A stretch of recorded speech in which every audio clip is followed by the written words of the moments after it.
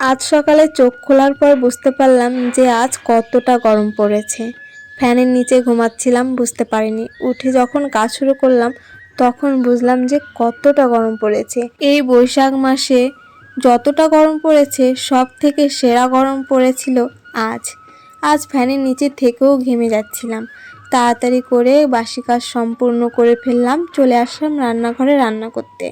রান্না করার জন্য সব কিছু গুছিয়ে নিয়েছি। বাবা বলল আজ অন্য কিছু রান্না করতে হবে না, টক ডাল রান্না কর আম দিয়ে। বাবা বলল অন্য কিছু রান্না করলে ভাত খেতে পারবো না, টক ডাল রান্না করলে তবুও টক ডাল দিয়ে দুটো ভাত খেতে পারবো। ভাইও তাই। এর আগের দিন এমনি ডাল রান্না করেছিলাম, ভাই আমাকে বলেছে টক ডাল রান্না করতে পারে না, গরমকালের দিন একটু টক ডালই খেতে ভালো লাগে, এই ডাল তো সারা বছরই খাই। তাই আজকে টক ডালটাই রান্না করলাম। এই যে আমার ডাল রান্না কমপ্লিট। আর টক ডাল না একটু পাতলা পাতলাই ভালো লাগে খেতে। রান্না হয়ে গেছে ডালটা, এখন বসিয়ে দিয়েছি চাল কুমড়ো। আর একটা কলা ছিল বাড়িতে, দেখলাম শুকনো হয়ে যাচ্ছে, নষ্ট হয়ে যাচ্ছে, তাই ভেজে নিলাম। আর কলা এরকম ভেজে খেতে ভালোই লাগে আমার। আর দেখো কতটা ঘেমে গেছি রান্না করতে করতে, এইটুকু রান্না করতে করতে এই অবস্থা আমার।